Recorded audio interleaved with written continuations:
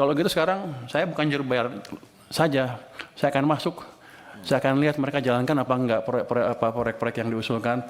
Kalau enggak kita potong uangnya juga Pak. Saya kan pengawas, saya ganti aja dirutnya. Tapi saya baru lihat beberapa 1 minggu terakhir lah.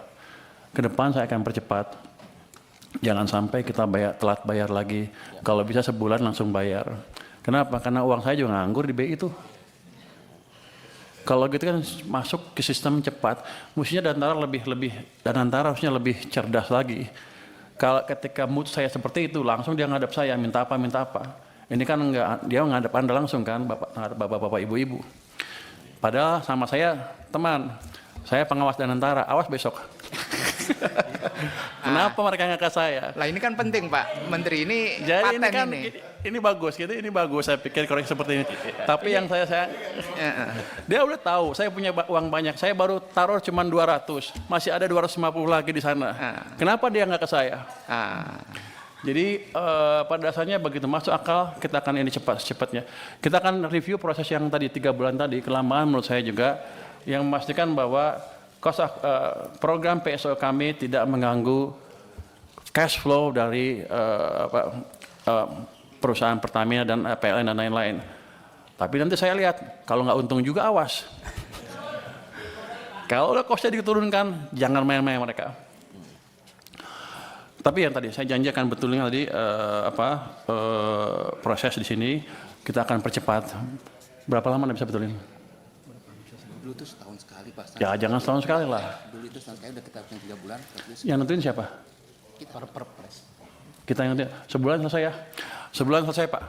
Nanti kalau enggak dia saya pindahin. Ini alhamdulillah ini kalau Menteri Keuangannya bergerak cepat begini nih Pak. Nah, Kita bersyukur ini Pak. Sebenarnya saya lagi mikir gimana ngeluarin uang itu, masih banyak di sana, masih numpuk. 200 triliun positif tanggapannya, tapi banyak yang ribut juga kan. Oh ini itu ya. Saya mesti cari tools yang lain. Jadi kalau tambah lagi. Daripada uang kita numpuk di sana, utangnya bunganya dibayar, impactnya ke ekonomi juga kurang. Saya nunggu sebenarnya penyaluran yang cepat apa. Makanya saya sisirkan tuh kementerian-kementerian. Saya ancam yang nggak bisa sampai Oktober nanti kalau Anda nggak bisa propose dengan clear seperti apa sampai akhir tahun, saya ambil uangnya. Nah kalau Danantara punya tagihan seperti ya langsung ngadap saya harusnya. Nanti saya tanya kalau rapat saya sebagai apa? Pengawas Danantara. Terus tentang apa tepat sasaran apa enggak? Oh, satu lagi. Subsidi energi naik terus dari tahun ke tahun. Energinya kan, Pak, kalau itu namanya BBM kan? BBM itu solar, diesel, itu impor. Banyak impor Pak.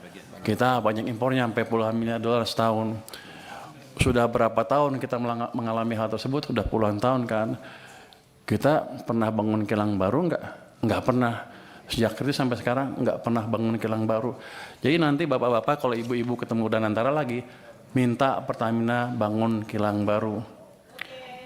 Saya pernah, waktu saya di Maritim, saya pernah tekan mereka tahun 2018 untuk bangun kilang. Mereka janji mereka akan bangun 7 kilang baru dalam waktu 5 tahun. Sampai sekarang kan enggak ada satupun. Jadi Bapak tolong kontrol mereka juga. Dari saya kontrol, dari Bapak-Bapak juga kontrol. Karena kita rugi besar. Karena kita impor dari mana? Dari Singapura. Minyak, produk minyaknya. Pabrik pupuk juga. Jadi pada dasarnya kan, kalau gitu sekarang saya bukan juru bayar saja. Saya akan masuk. Saya akan lihat mereka jalankan apa enggak proyek-proyek yang diusulkan. Kalau enggak kita potong uangnya juga Pak. Saya kan pengawas, saya ganti aja dirutnya. Artinya timbal balik. Jadi ini saya pikir masukan yang bagus sekali dari DPR. Gimana caranya kita memproduksi, tadi Pak Khairul Imam juga memperbaiki alat-alat produksi, termasuk menyediakan alat produksi yang baru yang selama ini kita gagal membangun.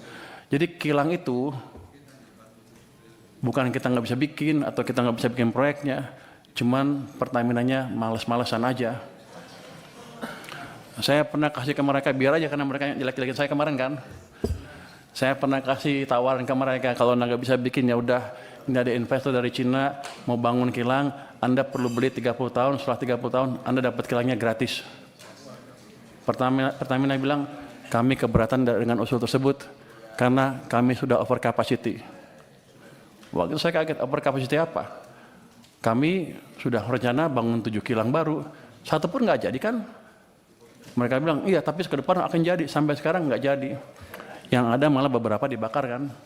Jadi tolong dari parlemen juga mengontrol Pertamina untuk hal tersebut. Jadi kita kerjasama.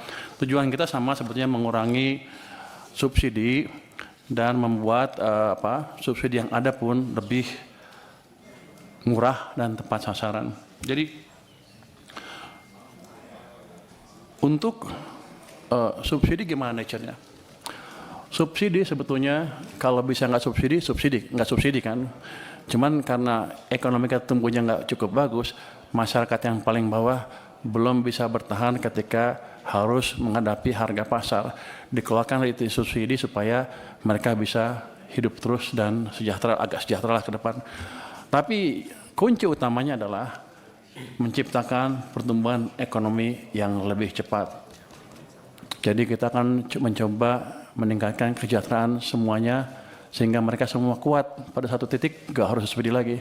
Jadi langkah itu ke depan menciptakan pertumbuhan ekonomi yang lebih cepat. Makanya saya setuju banget dengan ambisi Pak Prabowo untuk menciptakan pertumbuhan ekonomi 8%. Walaupun susah mungkin ke 8, tapi selama kita bergerak ke arah sana dan bukan ke arah bawah seperti sebelumnya, harusnya cita-cita lama-lama akan tercapai juga.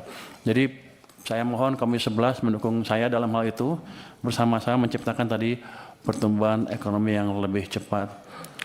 Terus untuk data gimana tepat sasarannya, itu kita punya DTSN ya tadi ya.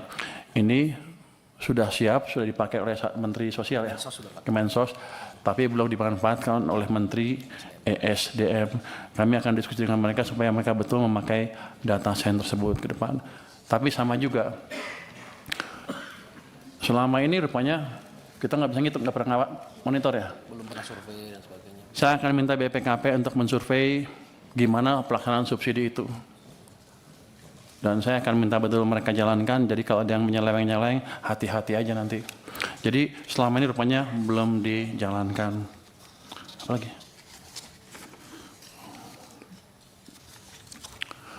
Jadi gini Pak Mawan Cikasan, dengan tadi perubahan peraturan tadi dalam waktu sebulan ya, harusnya carry over nggak akan banyak lagi.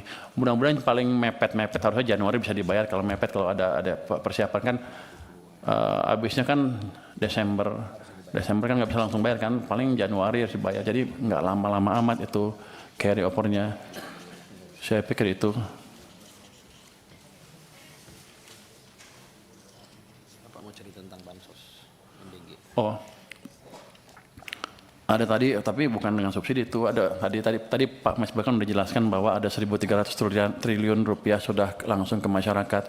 Jadi subsidi seolah berkurang tuh nggak berkurang betul sebetulnya. Ada program-program pemerintah langsung yang langsung menunjang kehidupan masyarakat.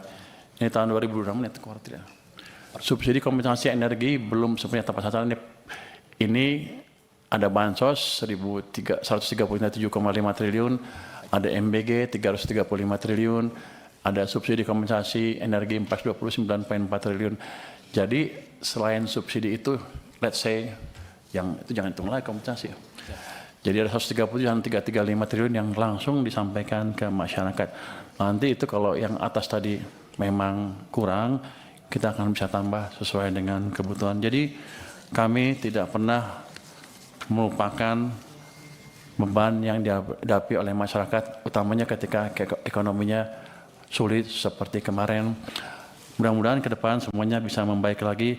Saya mohon dukungan dari Komisi 11 agar betul-betul fiskal kami betul-betul bisa menjadi shock absorber yang efektif ketika ekonomi sedang turun. Saya harus menjelaskan apa itu shock absorber. Kira-kira seperti countercyclical. Kalau ekonomi lagi bagus ya mungkin masyarakat punya uang banyak, ya nggak apa-apa, belanja sendiri. Tapi kalau ekonomi sedang turun, pasti kan banyak pengangguran. Semua masyarakat akan terkena yang atas sampai yang bawah ketika ekonominya turun. Tapi yang paling menderita adalah yang bawah. Ya kami perkuat subsidi atau dana bantuan untuk orang miskin dan lain-lain, termasuk menjaga tadi supaya misalnya harga BBM di pasar nggak naik terlalu tinggi, supaya ekonominya bisa tahan, dan kalau sudah recover atau global kondisi membaik sehingga harga minyak nggak terlalu tinggi, baru kami sesuaikan lagi harganya. Jadi shock absorber kami adalah tadi counter cyclical, ketika ekonomi lambat kami kasih stimulus lebih, tapi ketika ekonomi tumbuh terlalu cepat atau cepat, kami kurangi stimulusnya. Itu mungkin jawaban singkat dari kami, Pak. Terima kasih. Wassalamualaikum warahmatullahi wabarakatuh. Ketika ada sesuatu yang tidak benar, kita suarakan. Ya bagaimana semua terangin dia sedungu ini? Ini manusia pecundang yang sangat merugikan bangsa kita ini. Saatnya jadi member eksklusif di channel YouTube Official ID. Tantang lagi para tambah sumpah di atas Al-Quran. Dia pengen masuk TV. Konten-konten premium yang tidak tayang di TV. Live interaction. Halo pemirsa iNews, ini baru selesai. Emoji dan badge spesial. Reakses konten pilihan. Klik YouTube Official iNews. Join member hanya Rp10.000 per bulan.